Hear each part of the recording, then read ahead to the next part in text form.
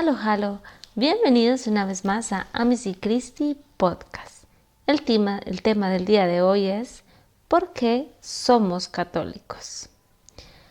A todos nos ha pasado alguna vez que nos hemos encontrado con personas de otros credos o otras religiones, especialmente hermanos que también son cristianos, que nos dicen que la Iglesia Católica no es la Iglesia fundada por Cristo. Hoy vamos a hablar de ese tema. A veces, muchos nos tenemos el argumento para explicar por qué la Iglesia Católica es la Iglesia fundada por Cristo y caemos en dudas o en escepticismos. Cuando uno sale del ambiente de la infancia, ve la multitud de religiones que existen en el mundo y se pregunta si en el fondo no serán todas iguales. Es decir, si no responden todas al mero hecho de que el hombre es religioso por naturaleza. Nacen así dudas y sospechas. ¿Qué garantías tenemos de estar en la verdadera? Este interrogante ha llevado a muchos al escepticismo y al relativismo religioso. Sin embargo, es preciso darse cuenta de que existe la verdad, una verdad que se debe estudiar y descubrir. Que hay elementos positivos en todas las religiones es algo indudable, pero no basta con percatarse de lo que hay de positivo en las religiones. Es preciso examinarlas y analizar si el concepto de Dios que sostienen las distintas religiones es el más correcto, y a partir de aquí hemos de indagar si alguna de estas religiones proviene del Dios mismo. Para empezar podemos hablar del hinduismo y el budismo. Estas religiones cultivan mucho la interioridad y la búsqueda de la paz interior. Para conseguirlo es necesaria una purificación. Fomentan un autodominio que permite subtraerse del sufrimiento y el dolor. No obstante, estas religiones no tienen una concepción personal de Dios. El hinduismo es politeísta y el budismo es prácticamente ateo. La salvación consiste para ellos en alcanzar la indiferencia ante el mundo material que consideran negativos. Religiones que carecen de dos conceptos, espíritu junto a la materia. En el Islam creen en un Dios único, creador de cielos y tierra, que nos juzgará según nuestras obras. Ahora bien, el Islam resalta tanto la trascendencia de Dios, un Dios grande y poderoso, que incluso lo hace en detrimento de ese Dios que también es capaz de acercarse y unirse a nuestros destinos. De hecho, el Islam considera como una blasfemia la posibilidad de que Dios se haya hecho hombre, como nosotros lo creemos en Jesucristo, que es semejante a nosotros en todo, menos en el pecado. El judaísmo cree en la revelación de Dios, que se inicia en el Antiguo Testamento, con Abraham, Moisés y los profetas. El pueblo de Israel es el pueblo elegido por Dios para revelarse al mundo entero. No obstante, ellos no reconocen en Jesucristo el Mesías prometido por los profetas y siguen esperando su llegada. A lo largo de la historia de los cristianos, desgraciadamente se han producido una serie de rupturas que han desembocado en la formación de distintas iglesias cristianas. Dichas rupturas se han dado en contra del mandamiento del Señor, quien oró al Padre para que todos los cristianos fuésemos uno. Existen principalmente 3 iglesias cristianas separadas de la Iglesia Católica. La primera es la Iglesia Ortodoxa, separación producida al término del primer milenio, motivada principalmente por razones políticas, derivadas de la participación del Imperio Romano en 2, con capital en Roma y en Bizancio. La Iglesia Protestante. Lutero reaccionó contra ciertos abusos de la Iglesia en su tiempo, separándose de la Iglesia Católica. Para reformar la Iglesia, rompió con la tradición milenaria de la Iglesia, a diferencia de los reformadores católicos como San Ignacio, Santa Teresa, San Juan de Dios, etc., que la reformaron desde adentro, no negando parte de sus preceptos. Y por tercera tenemos la Iglesia Anglicana, que surge a partir del rey Enrique VIII, que provocó la separación de la Iglesia de Inglaterra de Roma, porque el Papa no quería concederle el divorcio de su mujer Catalina de Aragón, a la que repudiaba porque no le daba descendencia. Hoy vamos a hacer nuestra reflexión en torno al Evangelio según San Mateo 18, del 18 al 19. Del Evangelio según San Mateo. Y yo, a mi vez, te digo que tú eres Pedro, y sobre esta piedra edificaré mi iglesia, y las puertas del Hades no prevalecerán contra ella. A ti te daré las llaves del reino de los cielos, y lo que ates en la tierra quedará atado en el cielo, y lo que desates en la tierra quedará desatado en el cielo. Pedimos al Espíritu Santo que traiga a nosotros el don de la sabiduría para entender el mensaje que Dios nos invita el día de hoy. Espíritu Santo, ilumínanos y santifícanos y danos el don de la sabiduría, hoy y siempre. En este Evangelio de Mateo 16, 18, 19 podemos encontrar la respuesta a esa primera pregunta que nos hicimos. ¿Cuál es la iglesia fundada por Cristo? ¿Cómo contestar a nuestros hermanos separados sobre por qué la Iglesia Católica es la iglesia fundada por Cristo? Muchos de nuestros amigos protestantes dicen que cuando Cristo dijo a Pedro, tú eres Pedro y sobre esta piedra edificaré mi iglesia, Él no se estaba refiriendo a sí mismo, no se estaba refiriendo a Pedro, sino que se refería a Él mismo, Jesús como la piedra que edificaría la iglesia. Los católicos decimos que Cristo se refería en este texto a Pedro como la piedra.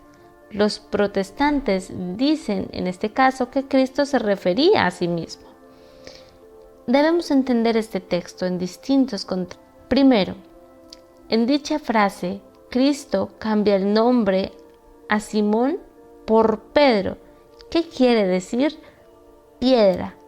¿Por qué se ha de pensar que Cristo se refería a sí mismo si acababa de cambiar el nombre de Simón a Pedro, es decir, a piedra? ¿Fue esto una casualidad? El contexto del texto no revela que Cristo se refiere a sí mismo, sino a Pedro. Primero, porque como he dicho, cambia el nombre a piedra.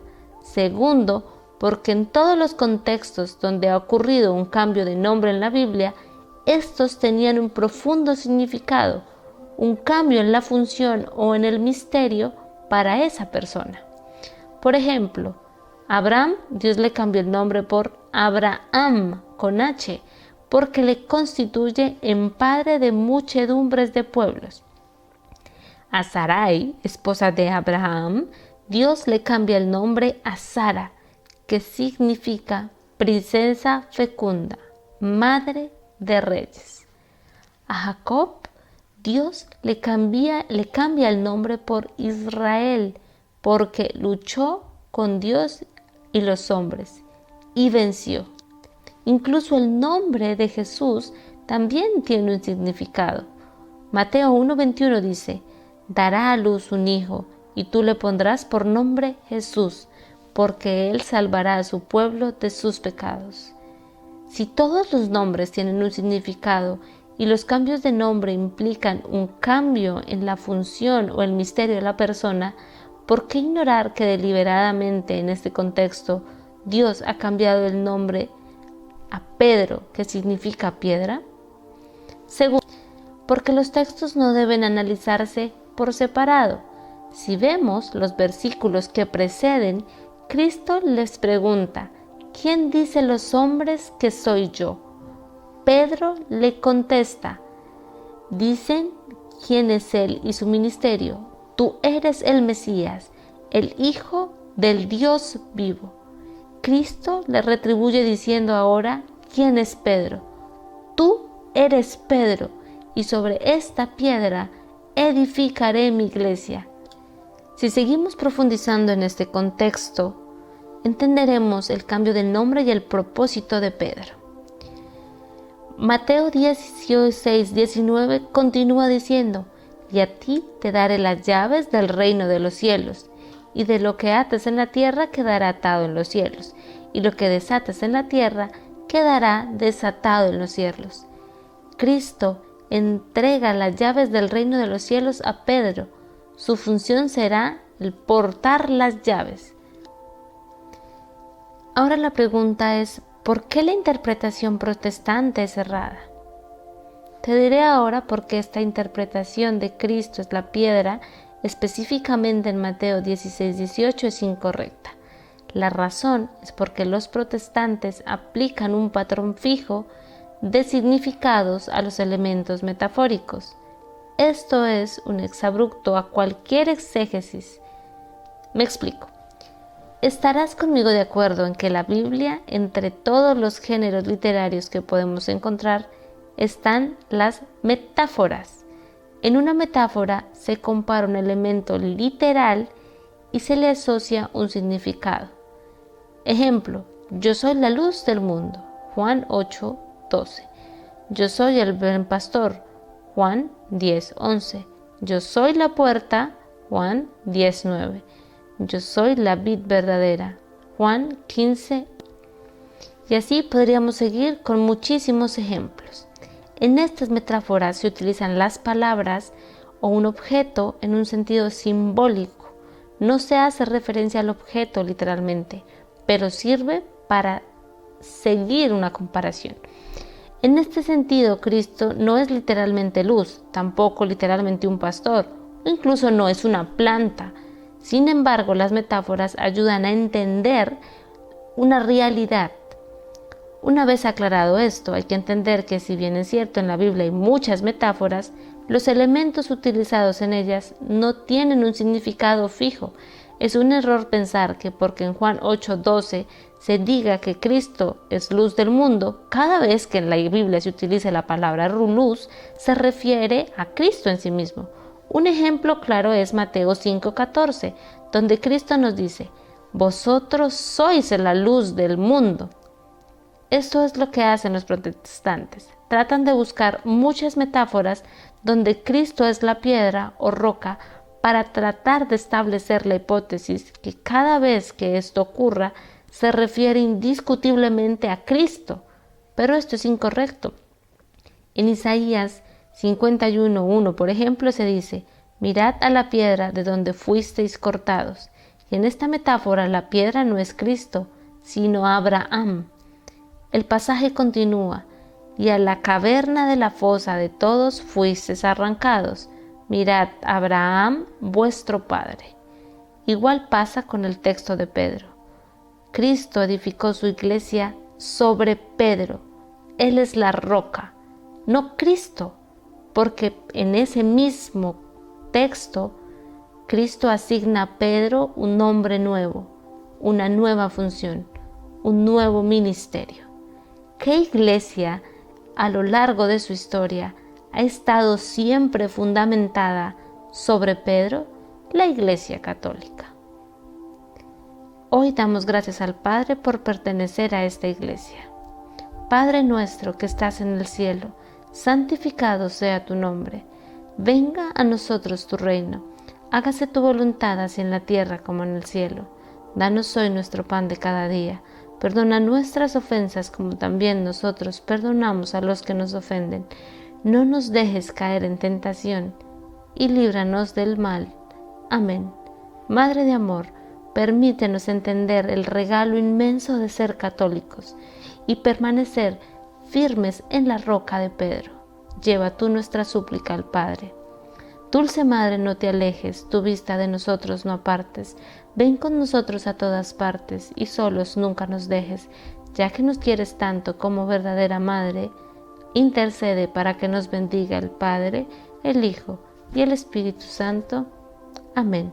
Un abrazo en Cristo y nos vemos en nuestra próxima entrega de Amici Christi